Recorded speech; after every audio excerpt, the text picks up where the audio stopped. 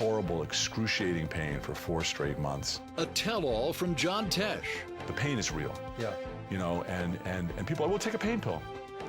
Man, it's like taking an aspirin when you broke your leg. That stuff doesn't work. And you'll never believe how bad it got. She caught me on the floor at about 2 o'clock in the morning.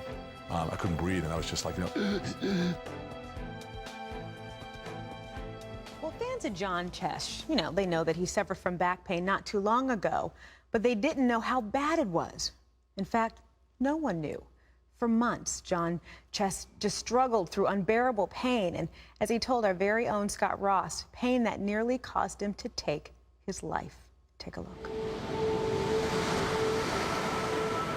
His obituary would have read, "Celebrity John Tesh commits suicide by drowning off the Jersey shore." When pain takes your faith away, you know, it really can. The only thing that's left is the people who believe in you, who can help keep you connected to God. He's always had the Midas touch. John Tesh's career in broadcasting and entertainment has garnered him a host of accolades. 3 gold records, 2 Grammy nominations, 6 Emmys, and an Associated Press Award for investigative journalism, just to name a few. Everybody remembers John as the popular co-host of Entertainment Tonight. He stunned a lot of viewers by leaping out of broadcasting into his first passion, music. So I'm the poster boy for quit your job, follow your dream. Now he's performing live on stage and speaking over the airwaves from his own radio show, Intelligence for Your Life. When I sat down to catch up with John, we talked about a wide range of topics, from social networking to humanitarian relief. So I was shocked when, for the first time publicly, John brought up how a back injury took him on a dark journey of excruciating pain and hopelessness. Yeah, I had a piece of disc material in my spine, came off and landed on my nerve root and paralyzed me. And so I started a new journey. As the pain got progressively worse, John did his radio show on his back. He tried keeping his suffering in perspective. Nothing compared to what other people have to go through, but the pain is real. Yeah. You know, and people are, well, take a pain pill. Man, it's like taking an asprin when you broke your leg. That stuff doesn't work. Right. I was in one of these pain centers where they give the epidurals, and this lady who's been, I later found out, had been in pain for 20 years. She looks over at me and she says, "Oh, you're such a youngster at this. You're gonna get your spine fixed, you'll be out of here, and I'm still gonna be in here in pain. Consider yourself lucky, consider yourself blessed. And you know what? I'm gonna pray for you right now." Whoa. And I'm thinking, this woman who knows that for the rest of her life, through failed back surgery, she's gonna be living that life in excruciating pain, and she still had the energy to pray for me, and I felt pretty horrible at that moment. John says pain became the focus of his life. I was in so much pain. I couldn't take pain pills. They didn't work. Connie says she's just such a trooper, but I don't think she knew how bad it was until she came in and she caught me. I don't know if I had an anxiety attack, but I had never had one before. I didn't know what it was. And so she caught me on the floor at about 2 o'clock in the morning. I couldn't breathe, and I was just like, you know, like that. And she knew what to do. She grabbed a paper bag, and she had me breathe into the paper bag, and yeah, I was hyperventilating. John says he knew other patients in the pain center were far worse. He had support from his wife, Connie, and Facebook fans offered prayers. Still, the pain screamed louder. And I had been in horrible, excruciating pain for 4 straight months, and I lost the use of my left leg. I was in a wheelchair. I couldn't play music anymore. John convinced himself the only way to stop the pain was to take his own life. He planned to get drunk and let the ocean take him under. What it was the doctor said, you can't go in the water because you won't be able to make it out, because I'm like crawling to the water because of my leg. And I had downed about a half a bottle of vodka, and I'm in a wetsuit heading to the ocean on the Jersey shore, gonna go for a swim. What I was trying to do was kill myself because I just couldn't take the pain anymore.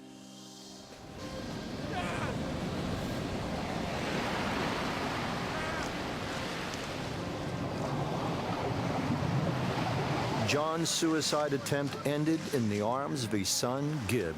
he grabbed me and said, "You want to go for a swim?" And I said, "Yeah."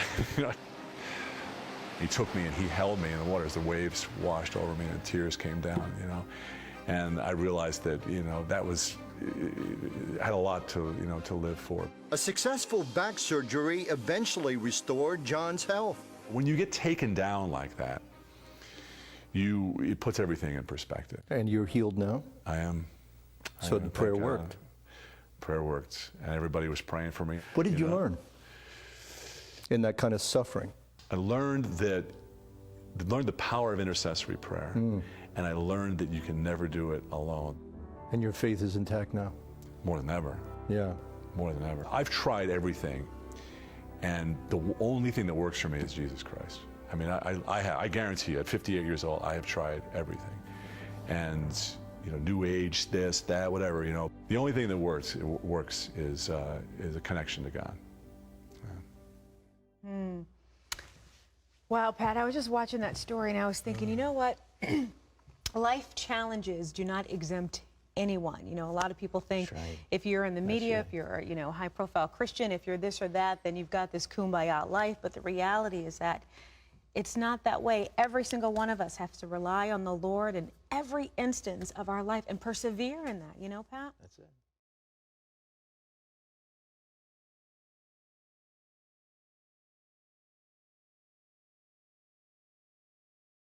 Well, welcome to Christian Answers. This is Jeff Short. Glad to have you along for the journey today. And today we're going to be talking about John Tesh. We've just seen that video clip from CBN, Christian Broadcasting Network, and talking about John Tesh dealing with one of the most crisis moments of his life, and that is where he was in so much pain that he felt like taking his own life, and he attempted, according to his testimony, he attempted to take his life, and his son was able to pull him out of the water and help him get through that awful time when he was in such pain. And I think it raises a lot of different questions. I know the broadcaster at the end on the set there of the 700 Club, she was trying to let people know that, hey, the celebrities, the famous people of the world, that doesn't necessarily make them immune from the trials and tribulations of life. But the thing that we want to talk about today is, do Christians go so far as to think about suicide or even try to attempt to take their life?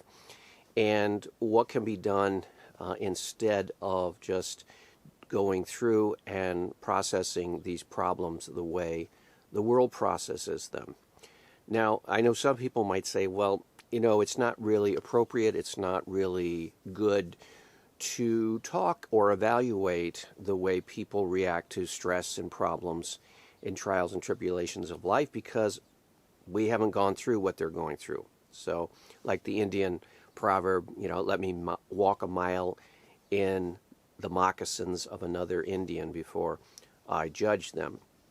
So for some people it would be the case where, hey, we shouldn't even talk about this because this is something that is unique to John Tesh and what he was going through, and we really can't say anything other than that's just what he experienced. But I want to take the approach of, did he do everything that he could have done? Is there a way that Christians like John Tesh, when they're going through these problems, is there any way that he could have done something differently and therefore not have attempted to take his own life? And it's difficult to talk in terms of what he could have done or should have done because, again, we're not there, we're not in his shoes. And evidently he felt at that point in his life that things were so bad as far as his pain. Now, that is a big factor. Pain is a major factor. If you are being crippled with pain, sometimes the natural tendency would be to do whatever it takes to get rid of that pain.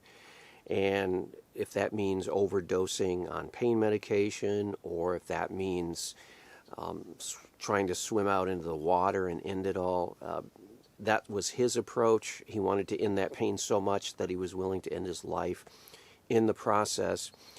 And as Christians, we want to ask questions about that. We want to say, wait, are you saying that Christians at times will be under such stress or pain or some difficulty in life that they would actually go that far as to take their life? Well, I know that it happens. I remember reading along in the narrative of Jonathan Edwards back in the 1700s.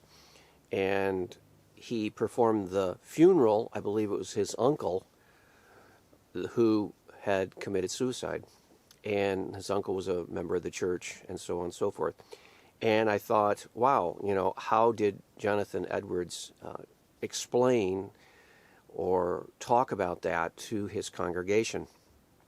And it might have been involving something that Jonathan Edwards was uniquely gifted to explain, because as a theologian, he loves to think through things. So Jonathan Edwards, back in the 1700s, very articulate spokesman for Christianity in New England at that time, even before our nation was a nation.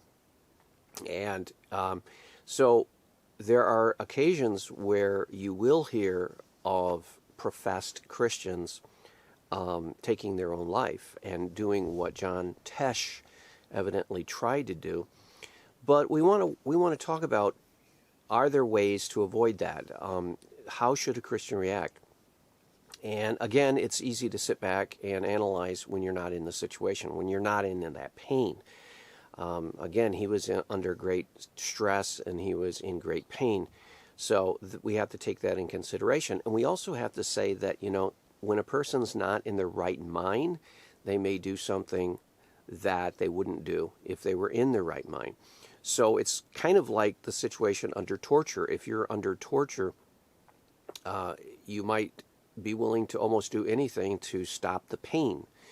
And that's why people who are in prison camps, POW camps, and they give information about their country, or they betray their country with certain battle plans or whatever, under duress or under punishment, and they're under torture or whatever, those things have to be taken into consideration.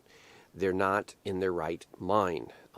Sometimes the enemies, and we've seen this in Vietnam, I think we know of tales of John McCain and his crew in Vietnam in the Hanoi Hilton, and they were under great stress there, and it's a psychological warfare, and some guys crack and some guys don't, and some guys go to their death, go to their graves standing strong, but others don't, and they cave in. And I think it's kind of that way with trying to attempt to take your own life, like John Tesh did. So the question would be, how do we be strong in our time of testing? I think one of the things that Christians should do is be strong in the times when they're not being tested, so that when they are in those times of testing, they are ready, they are equipped. And I have no idea what John Tesh does in his own private time. I don't know his private prayer time. I don't know how much prayer he does every day. I don't know how much time he spends in the Word of God, the Bible. I don't know if he attends church, or if he does, where he attends church. I don't know what kind of church he goes to. I don't know how spiritually mature or immature he is. I do know that he works in and among the Hollywood elite. He's out. He's usually dealing with the Hollywood. He started at Entertainment Tonight, which is a Hollywood gossip video program, and he worked many years in that, and then he also moved into different other areas of broadcasting. Right now he is in broadcasting, and he has a show called Intelligence for Life. I've done a video on this, in fact, months ago. Intelligence for Life. It's on the radio, and the format of the show is that he and his wife Connie Selica.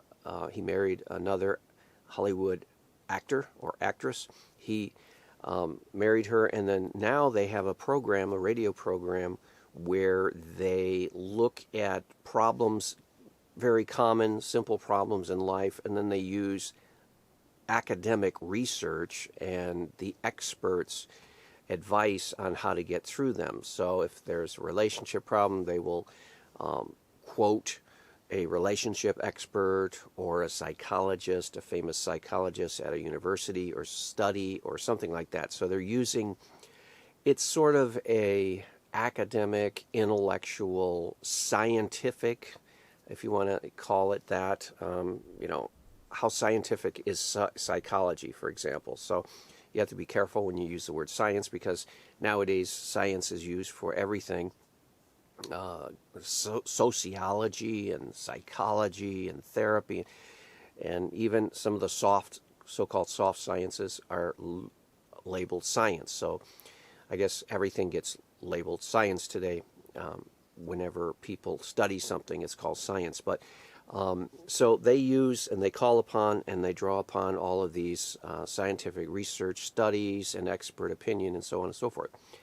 I criticize that radio program in the sense that Christians don't look to the academic world as their source of authority or primary source of authority. Just because a Harvard research study showed that such and such, we don't necessarily believe it, because we realize as Christians that there are assumptions, there are biases that are baked into these studies. And so unless you get to the philosophical level and you really dig into these studies, you may miss the fact that they're assuming a whole lot and they're presupposing a lot of things.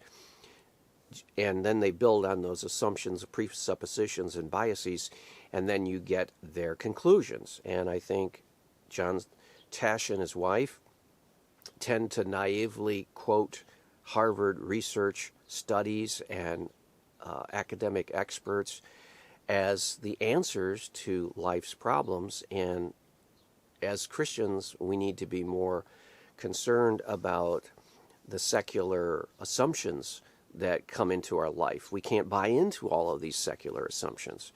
For example, John Tesh and his wife might deal with the topic, when you're under stress, the top 3 things to do are these things. So says a Princeton seminary study, or these are the top 3 things by a leading expert psychologist, and such and such. And then they'll quote the points and then end it like that's the final word. Well, I don't know if he really believes that. I don't know if he really buys into that. But if he and his wife actually really believe that simply by quoting these experts, simply by reading these studies done at universities and academic institutions, if he really believes that that is something he should lean on and implement in his life, unquestioning the research and the expert opinions viewpoint, then he may not actually be living a Christian worldview. I have no idea. I don't know.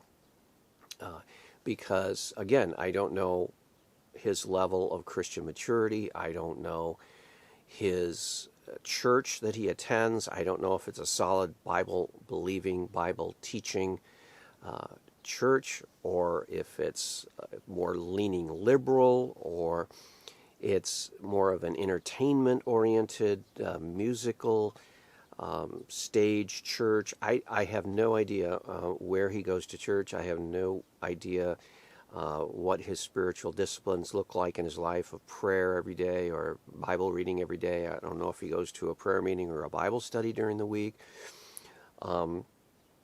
I know that he and his wife profess Christianity. He professes Christianity. In fact, he came out with a worship CD that I've listened to for many, many years.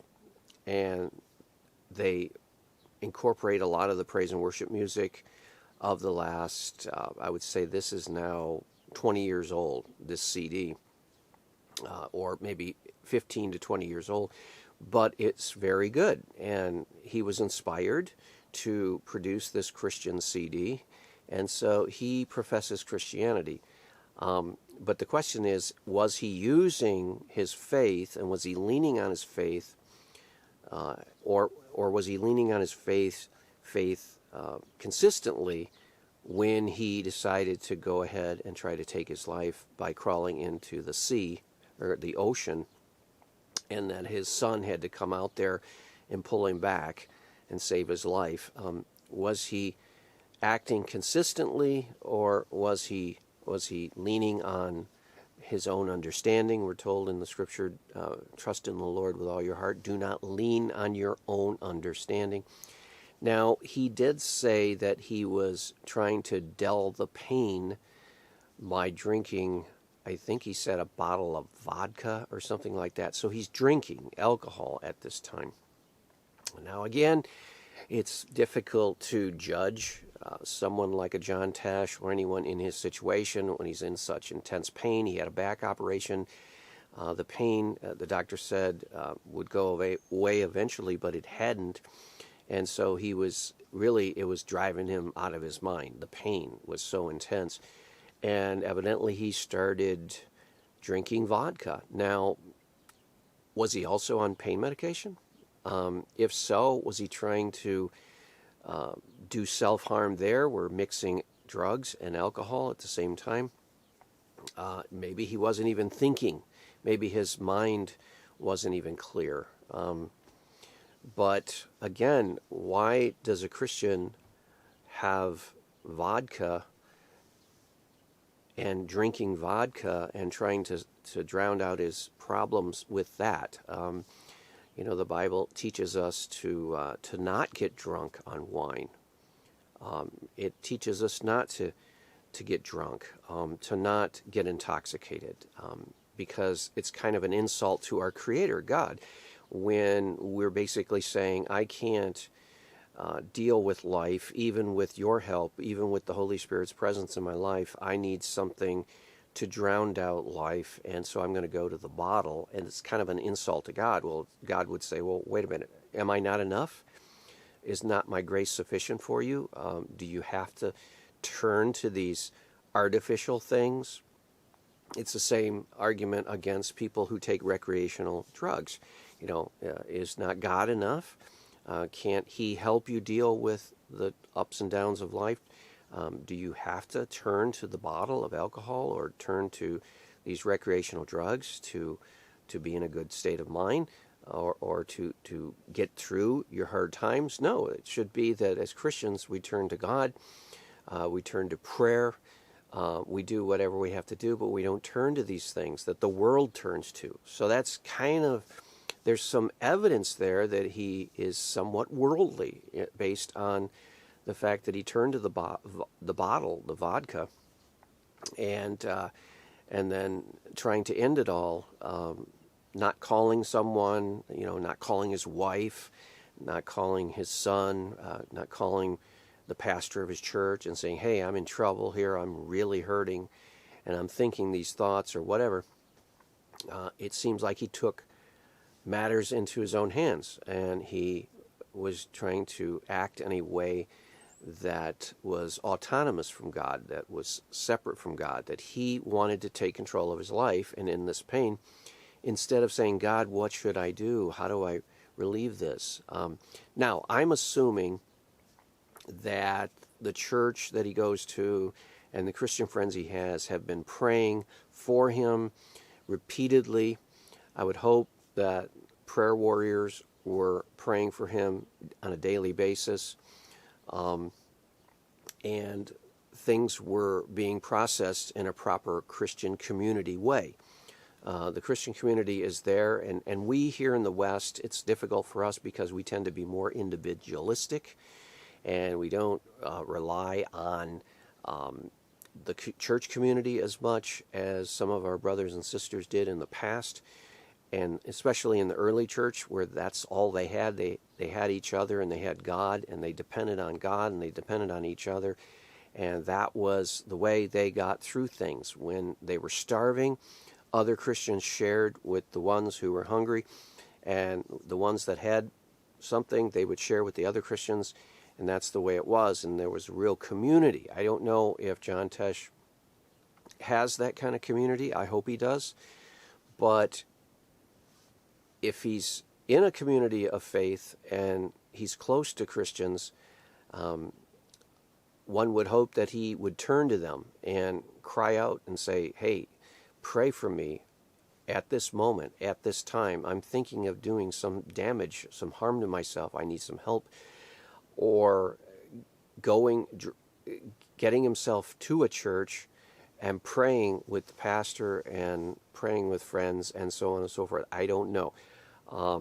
Again, I don't know the whole situation, but there seems to be some gap between what he knew he should do as a Christian, as what the Bible might say for him to do in this situation, and what his flesh, what his old carnal nature, what his sinful nature wanted him to do.